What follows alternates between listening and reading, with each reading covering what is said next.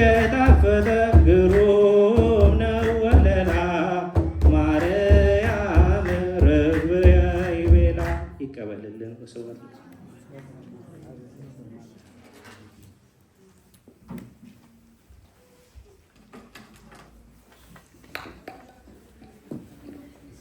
ዝማሬውን ላቀረበልን ለዘማሪ ሚክያስ እግዚአብሔር አምላክ አጥንትን የሚያለመልም የመላእክትን ጣዕመ ዝማሬ ያሰማልን፣ በእድሜ በጸጋ ይጠብቅልን።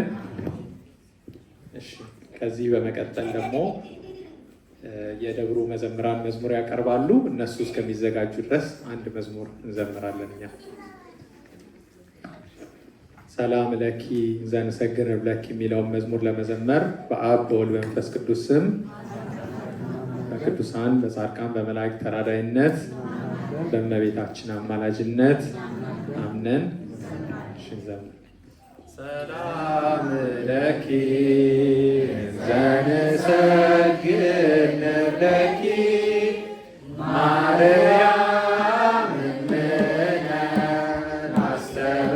አስተበቁአኪ እምአርዌነ አዊ ተማህፀነ ብኪ ሰላም ለኪ ዘንሰግድ ለኪ ማርያም እምነ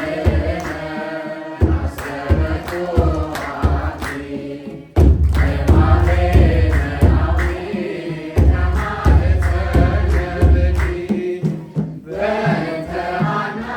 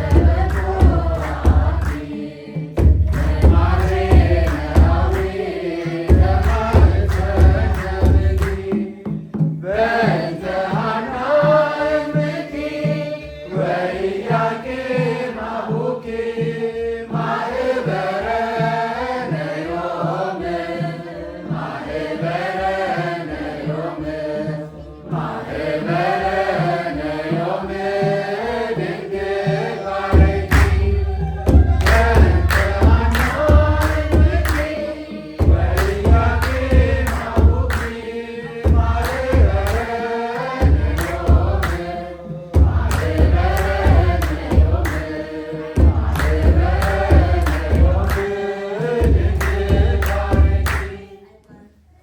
ስለ ዝማሬ አምላካችን ስም የተመሰገነ ይሁን። ከዚህ በመቀጠል የደብሩ ሰንበት ትምህርት ቤት የመርሎተ አሚን ሰንበት ትምህርት ቤት መዘምራን መዝሙር ያቀርቡልናል። ወደ እነሱ እናልፋለን። መዝሙሩን ለመዘመር በአብ በወልድ በመንፈስ ቅዱስ ስም በእመቤታችን በቅድስት ድንግል ማርያም አማላጅነት በቅዱሳን በጻድቃን በሰማዕታት በመላእክት ተራዳይነት አምነን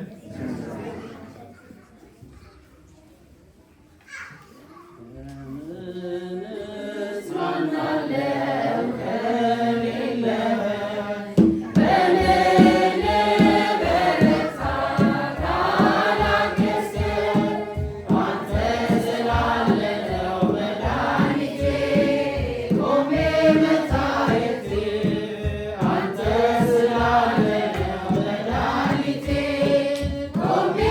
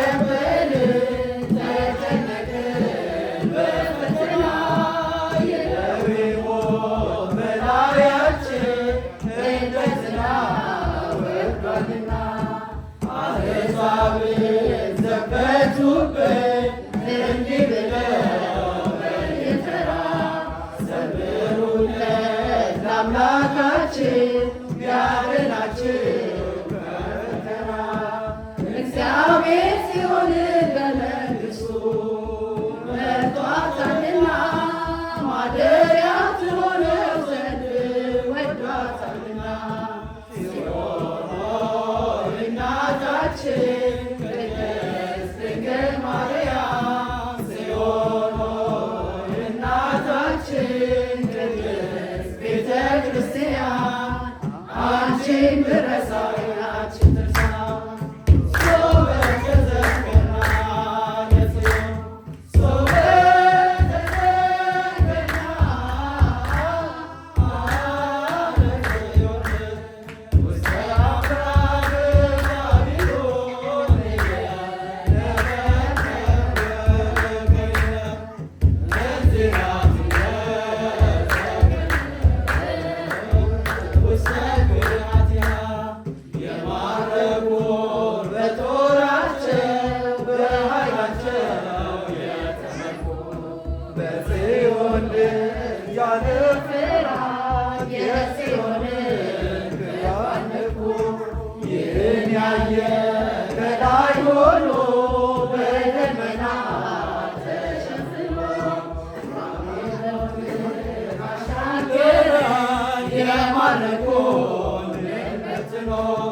እግዚአብሔር ሲሆን በመንግሥቱ መርጧታልና ማደሪያ ትሆነው ዘንድ ወዷታልና ጽዮን ሆይ እናታችን ቅድስት ድንግል ማርያም ጽዮን ሆይ እናታችን ቅድስት ቤተ ክርስቲያን አንቺን ድረሳ ዓይናችን ትርሳ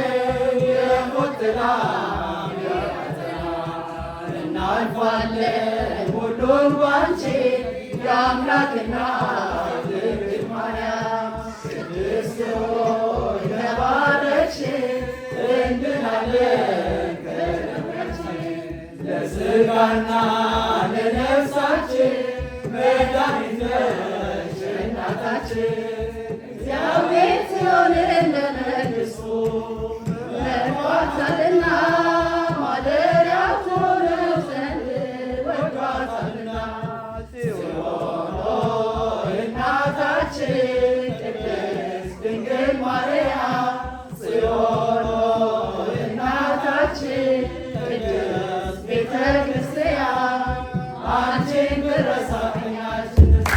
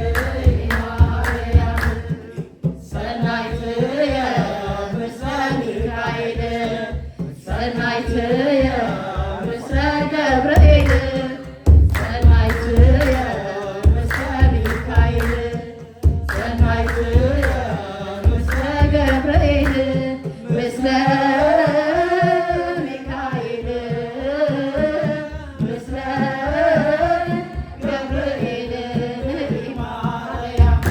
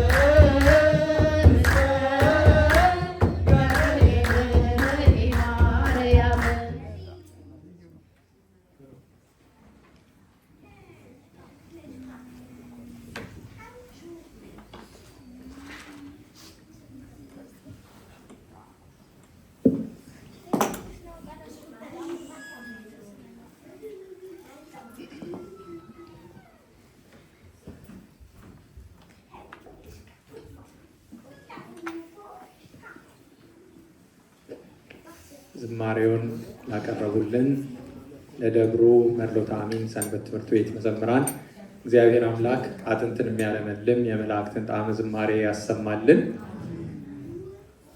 በባቢሎን ወንዞች አጠገብ ተቀምጠን ኢትዮጵያን ባሰብናት ጊዜ አለቀስን ብለው ነበር የዘመሩት። እውነት ነው። አሁን ያለውን የቤተ ክርስቲያናችንን መከራ፣ ንጹሕ ክርስቲያኖች በግፍ የሚገደሉትን ስናስብ በባቢሎን ወንዞች አጠገብ እንደተባለ እኛም በባዕድ ሀገር ሆነን ሀገራችንን ባሰብን ጊዜ ብዙ የሚያስለቅስ ብዙ የሚያስተክዝ ነገር አለ።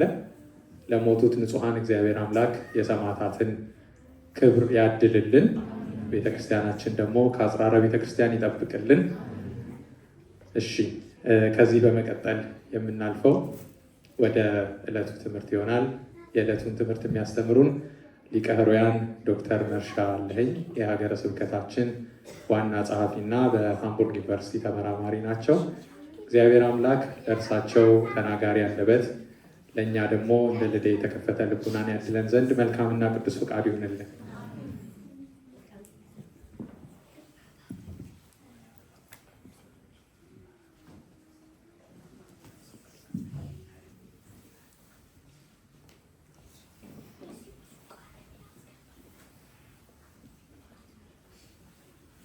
በስመ አብ ወወልድ ወመንፈስ ቅዱስ አሐዱ አምላክ አሜን።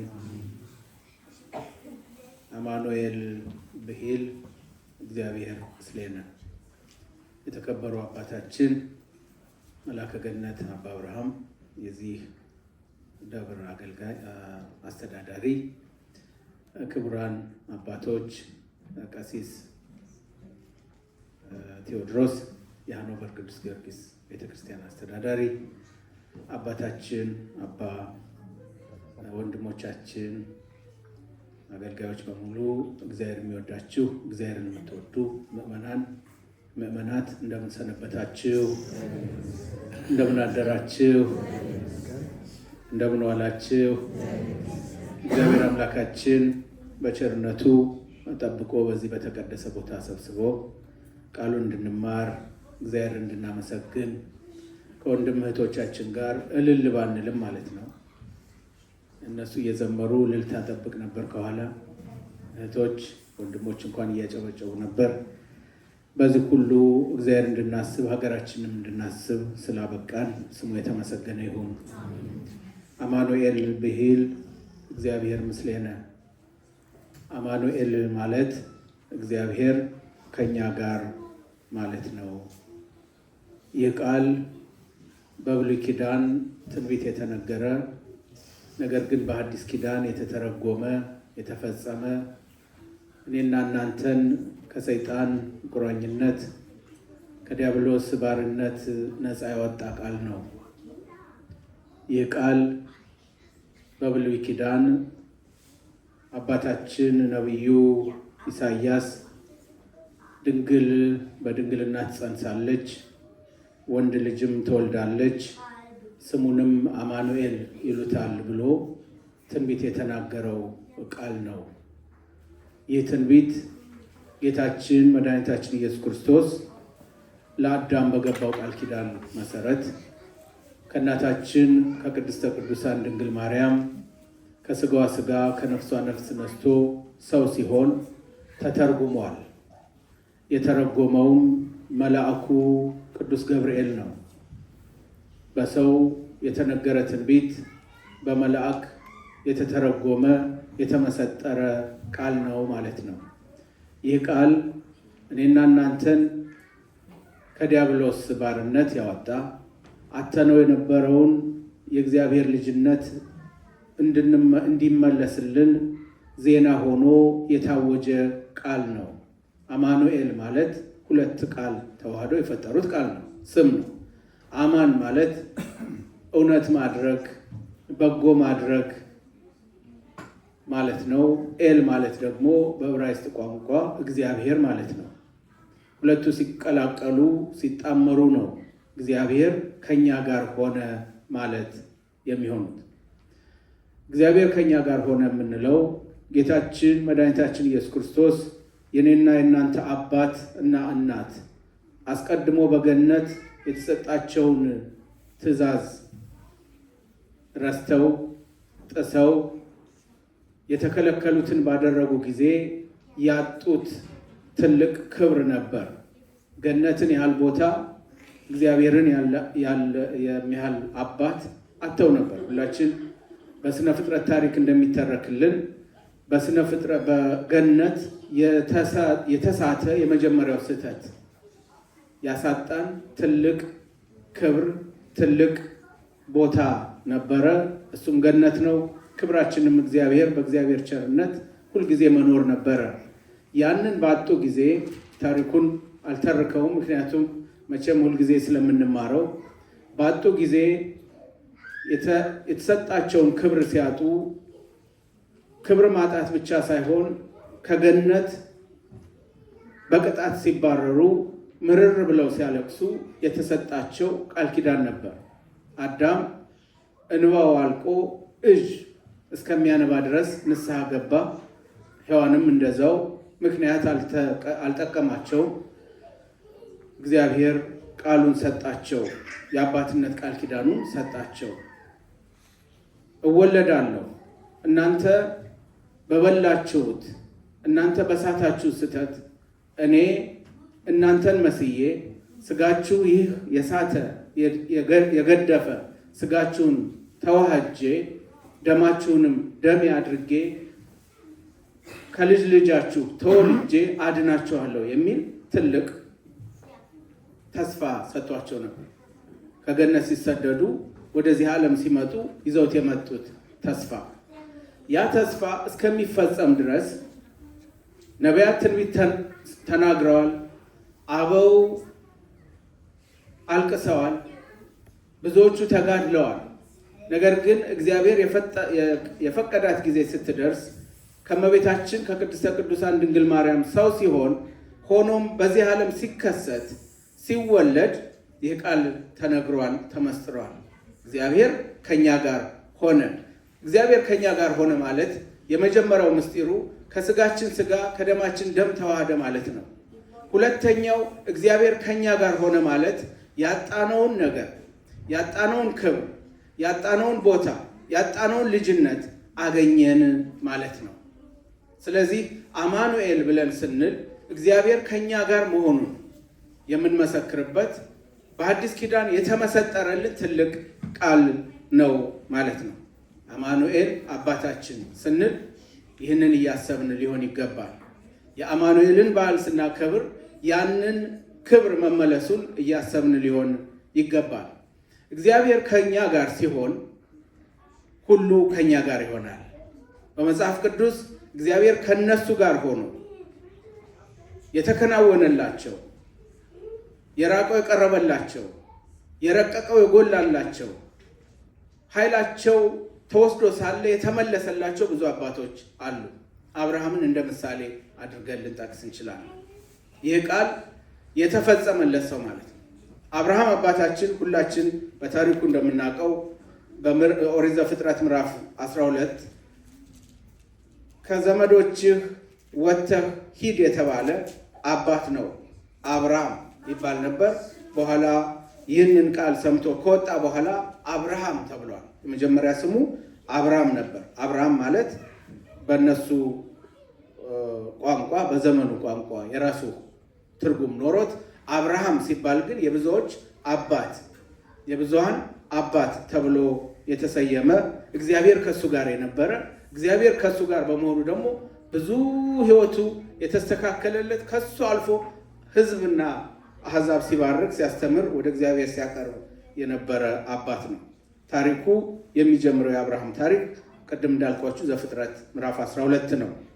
እግዚአብሔርም አብርሃምን አለው ይላል፣ ከሀገርህ ከዘመዶችህም ከአባትህም ቤት ተለይተህ ውጣ፣ እኔ ወደማሳይህ ምድር ሂድ። ታላቅ ሕዝብም አደርግሃለሁ፣ እባርክሃለሁ፣ ስምህንም ከፍ ከፍ አድርጋለሁ፣ ብሩክም ትሆናለህ። የሚባርኩህንም እባርካለሁ፣ የሚረግሙህንም እረግማለሁ። የምድር ነገዶች ሁሉ በአንተ ይባረካሉ፣ እኔም ዘወትር ከአንተ ጋር ነኝ። እግዚአብሔር ለአብርሃም የሰጠው የመጀመሪያው ጥሪ በእውነት የኔና የእናንተን ሕይወት የሚመስል ጥሪ ነው። ከዘመዶችህ ከወገኖችህ ተለይተህ ሂድ። ወዴት? እኔ ወደማሳይህ ሂድ። ይህ ትልቅ ጥሪ ነው። ይህንን ጥሪ ሲቀበል ከእግዚአብሔር የተሰጠው ትልቅ ተስፋ፣ ትልቅ ኃይል ነበር። እሱ ምንድን ነው? ከአንተ ጋር ነኝ፣ እግዚአብሔር ምስሌነ ብለን እንዳልነው በብሉይ ኪዳን በዛ ዘመን ገና ክርስቶስ የተቆጠረው ሱባኤ የተነገረው ትንቢት ሳይፈጸም ማለት ነው። በብሉይ ኪዳን እግዚአብሔር ከነሱ ጋር ሆነው ብዙ ተአምራት የተሰራላቸው እነሱም የሰሩ አባቶች አሉ። የአብርሃም ታሪክ የሚነሳው ከዚህ ነው። ተለይተህ ሂድ። እኔና እናንተ ዛሬ ከወገኖቻችን ተለይተን ነው የመጣ ነው ወደዚህ። ወገኖቻችን አይደለም፣ አካባቢያችን አይደለም፣ ሀገራችን አይደለም። ነገር ግን እግዚአብሔር በማይነገር ጥበቡ ጠርቶን ከሀገራችን ከሕዝባችን አውጥቶናል። የአብርሃም ሕይወት የምንመሳሰለው በዚህ ነው። አብርሃም አባታችን የምንለውም ለዚህ ነው። በእምነቱም በሕይወቱም እኛን ስለሚመስል አስቀድሞ የሰው ልጅ በስደት የኖረ ገነት ነበር ርስቱ። ከገነት ሲወጣ ስደት ጀምሯል። ያ ስደት ተከትሎ ለእነ አብርሃም ደርሷል። የተፈጸመው ስደታችን የተባረከው በክርስቶስ ነው። አማኑኤል ብለን ከተባለ በኋላ ክርስቶስ ሲሰደድ አሁን ቅኔ ምንድነው ወርሃ ጽጌ ብለን የምንቆመው ስደታቸው የእመቤታችንን በጀርባው አዝላ የተሰደደችውን ስደት የምናስብበት ጊዜ ማለት ነው። ስለዚህ አብርሃም በዚህ አይነት ተጠራ። እግዚአብሔር ከእሱ ጋር ስለሆነ የተሰጠውን ቃል ኪዳን ይዞ ስለተነሳ ግን ጉዞ ሁሉ ሲከናወንለት በጉዞ ሁሉ በረከት ሲያገኝ እናገኛለን። የመጀመሪያው እግዚአብሔር ከእሱ ጋር በመሆኑ አብርሃም ያገኘው ትልቅ በረከት ምንድነው? በፈተና መጽናት። መጀመሪያ ከጉዞውን ሲጀምር እንደው ከፈተናው የመጀመሪያው በረከት ልስጣችሁና ልንገራችሁና የመጀመሪያው በረከቱ ለሰው ማሰብ ነው። እግዚአብሔር ከእሱ ጋር የሆነ ሰው ለወንድሙ ለእህቱ ያስባል። እግዚአብሔር አብርሃምን ሲጠራው ምን አደረገ ነው የሚለው። አብርሃምም ሚስቱን ሶራንና የወንድሙን ልጅ ሎጥን ያገኙትን ከብት ሁሉና በካራን ያገኟቸውን ሰዎች ሁሉ ይዞ ወደ ከነዓን ምድር ለመሄድ ወጣ ነው የሚለው። ዘመዶችን ብቻ አላለም፣ በመንገድ ያገኘውን ሁሉ። ምክንያቱም የእግዚአብሔር በረከት ለሁሉም ይበቃ ዘንድ እግዚአብሔር ከሱ ጋር የሆነ ሰው፣ እግዚአብሔር የተለየው ሰው ለወንድሙ መጥፎ ያስባል፣ ለእህቱ መጥፎ ያስባል።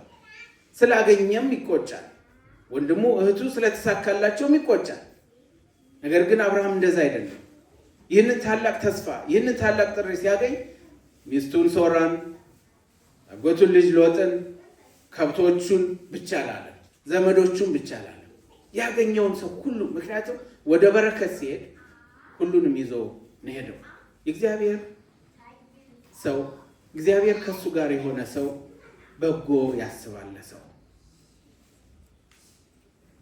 መጥፎ ሳይሆን ዛሬ እንደምንሰማው እንደምናየው ወንድሙን መግደል፣ ወንድሙን ማራቆት፣ ወንድሙን ማሰደድ ሳይሆን ወደ በረከት ይዞ ይሰደዳል፣ ወደ በረከት ይዞ ይሄዳል። ስለዚህ የመጀመሪያው ምክንያቱም አስቀድሞ የተሰጠው አብርሃም እግዚአብሔር ከሱ ጋር እንደሚሆን የተሰጠው ተስፋ ይዞ ስለሄደ ስለ ሰው ያስባል፣ ስለ ሕዝብ ሁሉ ያስባል። ሕዝቡ ሊቀጣ ሲል ከእግዚአብሔር ጋር ይሟገት ነበር። የማያውቀውን ሕዝብ እኮ ነው።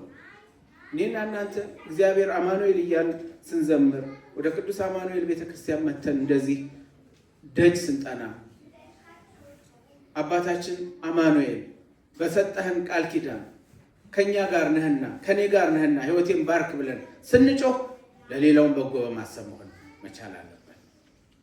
ያንን ካላደረግን እግዚአብሔር ከኛ ጋር አይደለም ማለት ነው። አብርሃም ያንን ሕይወት ያሳየን። በመንገዱ ሁሉ ስለ ሕዝቡ ሲማልድ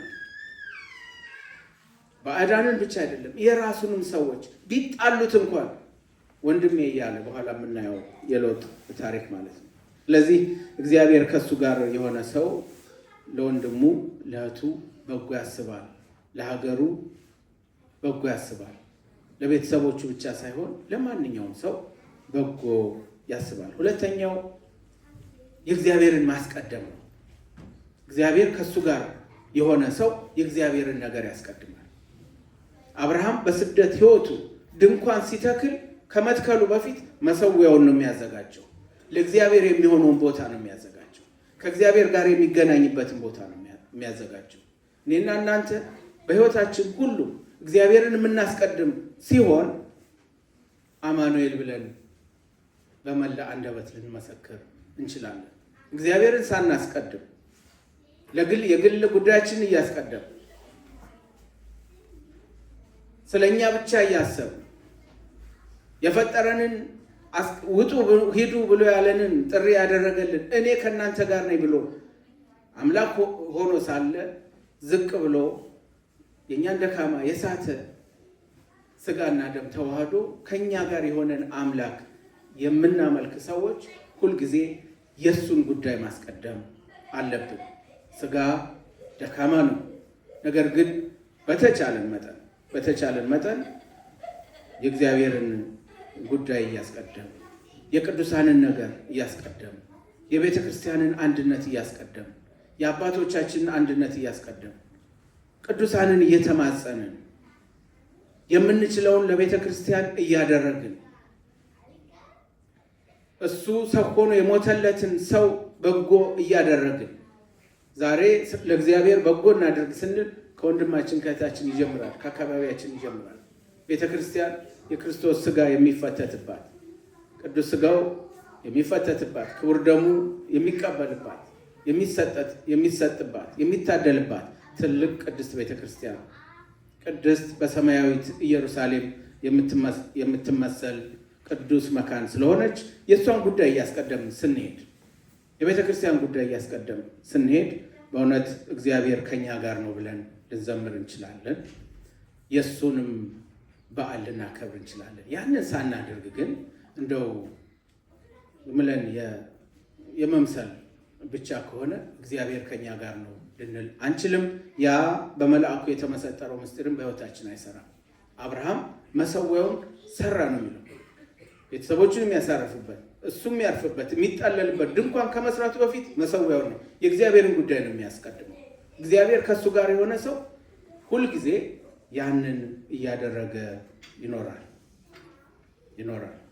ስለዚህ እኔና እናንተ እውነት ነው በተገዛ በተሰራ በሞቀ ብዙ አባቶች የታመሙበት ብዙ ግንባር ያዩበትን ቤተክርስቲያን አሁን እየተገለገልንበት ነው። ነገር ግን እየፈረሱ ያሉ አብያተ ክርስቲያናት አሉ። የተቃጠሉ ያሉ አብያተ ክርስቲያናት አሉ። አገልጋይ በማጣት ያ ሰማያዊ ምስጢር የማይፈተትባቸው፣ ቃለ እግዚአብሔር የማይነገርባቸው፣ ከመላእክት ጋር አንድ ሆነን የምንዘምረው መዝሙር ማህሌቱ የማይቆምባቸው ብዙ ቦታዎች አሉ ወገኖች። ወደ ኢትዮጵያ ሄዳችሁ የምታዩ ከሆነ የምትሰሙ ከሆነ ዛሬ ዓለም ጠባብ ናት። በእውነቱ እኛም የሚታየን እሳቱ ነው። ከእሳቱ በላይ ግን እሳቱ እያቃጠለን ነው። ቅድም አሰብናት ጽዮንን እያለቀስን የዘመርነው ማለት ነው። እሳት እያቃጠላቸው ነው ቅዱሳን መካናትን። ነገር ግን ከእሳቱ ባልተናነሰ በችግር ደግሞ እየተዘጉ ያሉ ብዙ አብያተ ክርስቲያናት አሉ። ወንበር እየታጠፈ ሊቃውንቱ እየተበተኑ ያሉበት ብዙ አብነት ትምህርት ቤቶች አሉ። እግዚአብሔር ከኛ ጋር ከሆነ ከምናገኛት አንድ ሳንቲም ግማሿን ወደዛ መላክ አለብን፣ ማድረግ አለብን ወገኖች። እንዲሁ ዝም ብለን ከንፈር መምጠጥ ስለ ቤተ ክርስቲያን ወዮ ማለት አይደለም። ክርስትና ተግባራዊ ነው። ተግባራዊ ክርስትና ያስፈልጋል። ምናልባት እኛ የምናስበው ትልልቅ ነገር ሊሆን ይችላል። በግማሹ ግን ከዛ ቀነስ አድርገን ለእግዚአብሔር የሚሆን ቦታ ልናስብ ልንሰራ ያስፈልጋል። እዚህም ጥሪው ብዙ ነው እንደምታውቁት አይደል? እዚህም ብዙ የሚገዙ አብያተ ክርስቲያናት እንደውም ገዳም ልንገድም ነው አይደለም አባ? በእውነት ትልቅ እኮ እንትን ነው የመጣልን፣ ለእኛ በረከት ነው የመጣልን።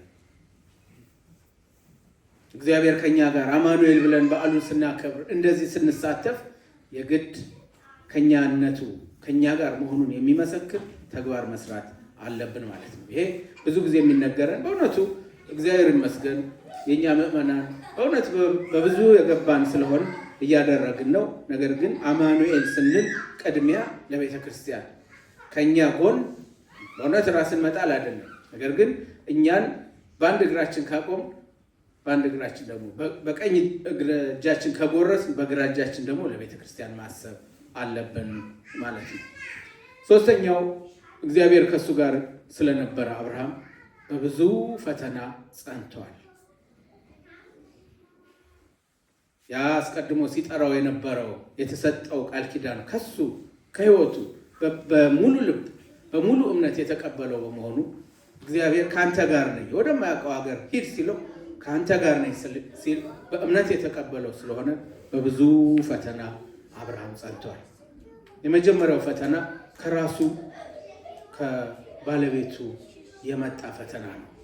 እሷ የፈተነችውም ባይሆን የእሷ ውበት እሱን ሊገለው ሊያስገድለኝ ይችላል ብሎ በመፍራቱ ሁላችንም በታሪኩ እንደምናውቀው በተሰደደበት አካባቢ በጣም ረሃብ መጣ።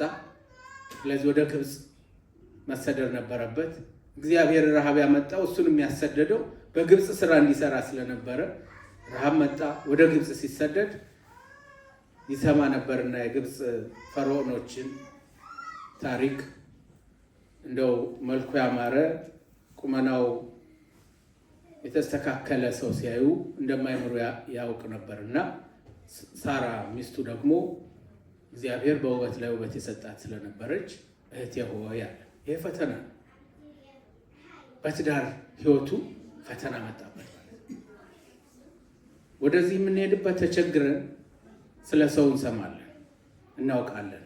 በዛ ሀገር ያሉ መሳፍንት መኳንንት ያማረ የተስተካከለ አይተው አይምሩም። ስለዚህ በውበትሽ የተነሳ አንቺን ሲሉ እኔን ሊገድሉ ስለሚችሉ እንግዲህ አብርሃምን የሚያህል ሰው እኮ ሊገድሉኝ ስለሚችሉ ወንድሜ ነው በል፣ እኔም ብጠየቅ እህቴ ናት ነው የምለው ብሎ መከራት። ይሄ ፈተና ነው። ወደ ራሱ ያችን የተሰጠችውን ቃል ኪዳን ረሳ ማለት ነው። እግዚአብሔር ከእሱ ጋር መሆኑ እሳቱን እንደሚያሻግረው አላመነም። ፈተና መጣበት። ሳራም ብትደነግጥም እሺ አለች። ታሪኩ ሰፊ ነው። መሳፍንቱ ወሰዷት። የመኳንንቱ የነገስታቱ ባለሟሎች ጋሻ ጃግሬዎች አዩት። ይችስ ለንጉሥ ትገባለች ብለው ነጥቀው ወሰዷት። ነገር ግን እግዚአብሔር የሰጠውን ቃል ኪዳን የሚረሳ አምላክ ስላልነበረ በዚያ ሂደት እጁን አስገባ። ፈርዖኑ ሳይደርስባት ወደ አልጋው ሳይስባት መዓት አወረደ በቤቱ በቤተ መንግስቱ። እንስሳቱን ሁሉ መታ፣ ወታደሮቹን ሁሉ መታ፣ አስጨነቀው። በዚህ ጊዜ ምንም ቢሆን በኃጢአትም ያለ ሰው ቢሆን የእግዚአብሔርን እጅ ያውቃልና ወንድሜ ሆይ ስለምን እህቴ ናት አልከኝ? በል ውሰድ፣ አሁንም ከእግዚአብሔር ከአምላክ ጋር አማልደኝ፣ ይህ መዓት ከኔ ይለፍ ብሎ ጠየቀው። ሳራንም ተቀበለ፣ ሕዝቡንም ባረከ ማለት ነው። ስለዚህ የመጀመሪያው እግዚአብሔር ከእሱ ጋር በመሆኑ ከፈተና ዳነ ማለት ነው። ሁለተኛው ከራሱ ከወንድሙ አብሮት አስከትሎት ከሄደው ከሎጥ የመጣ ጥያቄ ነው። ጸብ ነው። ያ ጸብ ሎጥ በቀጥታ የተጣላው አብርሃምን የተጣላውን ባይሆን የሎጥ ብዙ በረከት ስለበዛለት የአብርሃምን ብዙ በረከት ስለበዛለት ከብቶቹን የሚጠብቁ እረኞች መካከል ጸብ ሆነ። በዚህ የተነሳ ሎጥ አስከትሎት የሄደውን አብርሃምን ተናገረው። ወንድሜ ሆይ አለ አብርሃም፣ ምክንያቱም እግዚአብሔር ከሱ ጋር ስለሆነ። ወንድሜ ሆይ አንተ እና እኔ ልንጣላ አይገባም። እግዚአብሔር የሰጠን ቦታ ሰፊ ነው። ለአንተም ከብቶች የሚበቃ ቦታ አለ፣ ለእኔም ከብቶች የሚበቃ ቦታ አለ። አንጣላ። በግጦሽ ነው የተጣሉት። አንተ ምረጥ።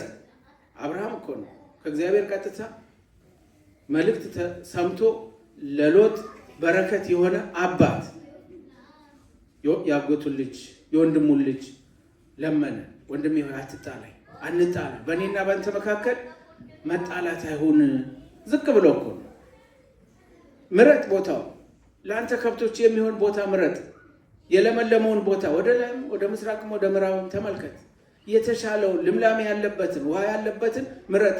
አንተ ወደዚህ ብትሄድ እኔ ወደዚህ ሄዳለሁ ብሎ ነገረው። ሎጥም መርጦ ሄደ። አብርሃምም ወደ አልተመረጠው ቦታ ሄደ። ነገር ግን እግዚአብሔር ከነሱ ጋር ስለነበረ እግዚአብሔር ከአብርሃም ጋር ስለነበረ አብርሃምንም ባረከ፣ አበዛው። እንደዚህ የወንድሙንም ልጅ አበዛው። ነገር ግን እግዚአብሔር የመጀመሪያው በረከት እና ቃል ኪዳን በአብርሃም ላይ የመጣ ስለነበረ አብርሃም በብዙሃንነቱ እየጨመረ እንደ ሰማይ ከዋክብት እንደ ምድር አሸዋ ሀብቱ እየጨመረ ዘሩ ሁሉ እየበዛ የተሻለ ሕይወት ከእግዚአብሔር ጋር ኖረ ማለት ነው። ስለዚህ የመጀመሪያው። ሁለተኛው እግዚአብሔር ከኛ ጋር ሆነ ስንል በፈተና መጽናት ነው። ሶስተኛውና በጣም ትልቁ ፈተና ደግሞ ሁላችንም እንደምናውቀው ልጅን የመሰዋት ፈተና ነው አይደል? ልጁ በስተርጅና የወለደውን ይስሐቅን ሰዋልኝ ያለው እግዚአብሔር፣ ያ እኔ ካንተ ጋር ነኝ ያለው አምላክ ልጅን ሰዋልኝ ሲለው አብርሃም ወደኋላ አላለም። ምክንያቱም እግዚአብሔር ከሱ ጋር ነውና፣ እግዚአብሔር ምስሌነ አማኑኤል ይል ስለነበረ ማለት ነው። ሁላችንም እንደምናውቀው ይስሐቅን ጠየቀው። በስተርጅና ያገኘው ልጁ ነው። ነገር ግን አልተሰቀቀም። ሊባርከው ሲል እግዚአብሔር ተአምር ሰራ። የሐዲስ ኪዳን ትርጉም የታሰረ በግ አሳይቶት፣ በሐዲስ ኪዳን በክርስቶስ የሚመሰጠር በግ አሳይቶት ልጁንም ሳይገል የእግዚአብሔር ልጅነቱንም እግዚአብሔር ከኔ ጋር ነው የሚለውንም ፈተናው ሳይገባ ተአምር ሰርቶለት ልጁን አድኖለታል። ይህ ልጅ ይስሐቅ በእውነት እግዚአብሔር ከሱ ጋር መሆኑ የመሰከረ ልጁ ነው። የአብርሃም ልጅ ማለት ነው። አስተዳደጉ ሁሉን ነገር ያውቅ ስለነበረ በቤተ ክርስቲያን ያሳደገው፣ ቤተ ክርስቲያን ባንልም በእግዚአብሔር ፍቅር ያሳደገው ልጁ ስለነበረ በልጁም ላይ ተአምር ተሰራ፣ በራሱም ላይ ተአምር ተሰራ። በስደት ለምንኖር ሰዎች የአብርሃም የልጅ አስተዳደግ በእውነት ሞዴል ሊሆነን ይገባል። ታውቃላችሁ፣ እንሂድ ልጄ፣ ልክ ጥሪው መጣ፣ ልጅን ሰዋልኝ የሚለውን ወደ መሰዊያው ተራራ ይዞት ሲሄድ ልጁ ምንድን ነው ያለው? ተሸከመ። አብሮት ነው ይዞት ሄድ የነበረው። መሰዊያውን ተሸክሞለት አብሮ ሄድ ነበረ። አባቴ ሆይ መሰዊያው ሲሄውና ተሸክመነዋል፣ ቢላውም አለ፣ ነገር ግን የሚሰዋው ምንድን ነው? የት አለ እያለ ይጠይቀው ነበር። ወደ መሰዊያው እየሄደ ማለት ነው። ይስሐቅ አብርሃምን ወደ መሰዊያው ያውቃል። መስዋዕት ምን እንደሆነ እያየ ነው ያደገው። ዛሬ በጣም እግዚአብሔር ይመስገን ብንንከባከባቸው በረከታችን የሆኑ ልጆቻችን በስደት ዓለም በርክተውልናል። ባንንከባከባቸው ግን በእውነት ጥያቄያችን ምናልባትም እርግማናችን ሊሆኑ የሚችሉ የልጆች በረከት ሰጥቶናል። ነገር ግን እንደ አብርሃም እግዚአብሔር ከሱ ጋር እንደሆነ አባት ልጆቻችንን እያሳየን እየመከርን እንደዚህ ወደ ቤተክርስቲያን እያመጣን ስለ ቤተክርስቲያን ስርዓት እያስተማርናቸው ስለ መስዋዕቱ እየሰሙ እንደዚህ ከበሮውን እየሰሙ ጽናውን እያዩ የአባቶችን አርአያ ክህነት እያዩ ማደግ አለባቸው። ያኔ ነው በፈተና የሚጸኑት። ያኔ ነው እግዚአብሔር የሚጠብቃቸው። አብርሃም ልጁን ይዞ ሲሄድ ሁሉን ይዘናል፣ ነገር ግን የሚሰዋው ምክንያቱም ሲሰዋ ያላ እያሳየው ነው ያሳደገው። ዛሬ በእውነት ጥሩ ነው፣ ደስ ይላል። በውጭው ዓለም ልጆቻችንን ወደ ቤተክርስቲያን እያመጣን ነው። ነገር ግን አምጥተን እንዲንጫጩ ሳይሆን ስርዓቱን እያስተማርን፣ እርግጥ ቤተክርስቲያንም በዚህ ጉዳይ መስራት አለባት፣ እየሰራች ነው።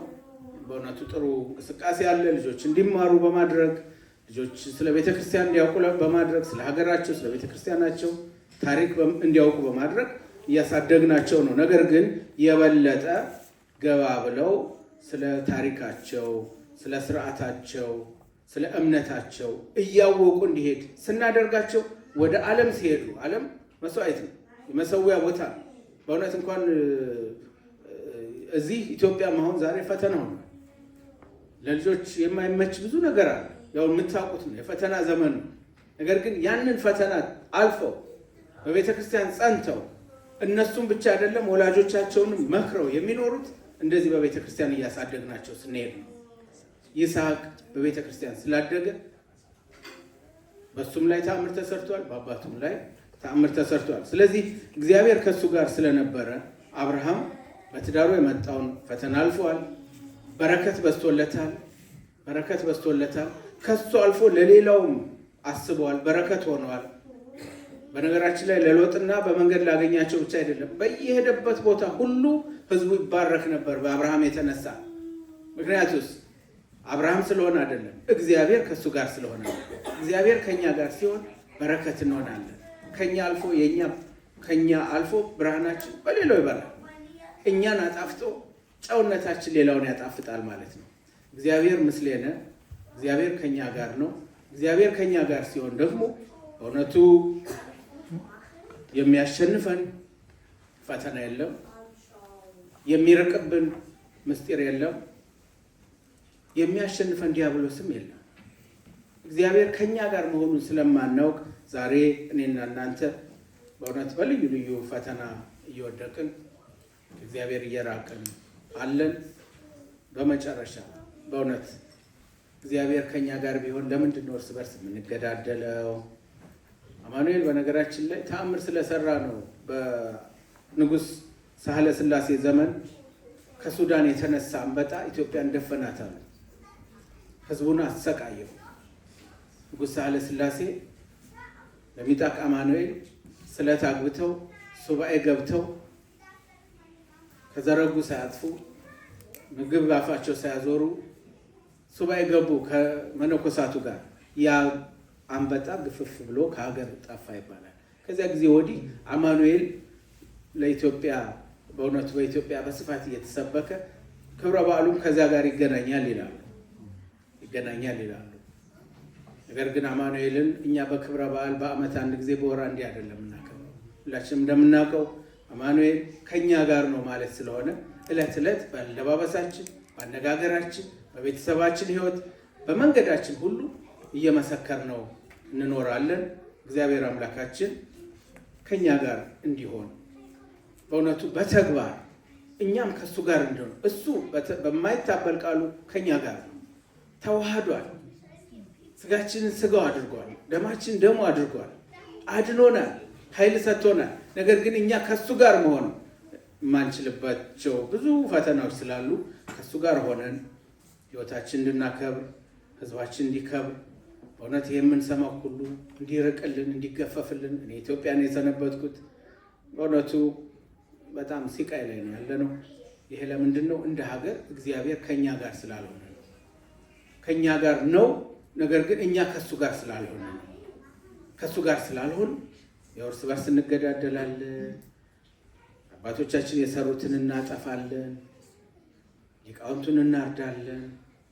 ወንጌል ይበራ ዘንድ መስቀላቸውን ይዘው ወደ መስቀል ምንድነው ወንጌል ባልተነገረበት አካባቢ የተጋደሉትን ሰዎች እናጠፋለን። አንገታችን ላይ መስቀላችን እየታየ እንቀላለን። ያኔ በአህመድ ዘመን በ15ኛው መቶ ክፍለ ዘመን ሆነ ተደረገ ተብሎ ተጽፎ የምናነበውን ነገር ሁሉ ዛሬ እየኖር ነው። ይሄ ለምን ሆነ? ከእግዚአብሔር ጋር ስላልሆነ። እግዚአብሔር ከኛ ጋር ነው፣ ነገር ግን እኛ ከእግዚአብሔር ጋር አይደለም። እንደ ሀገር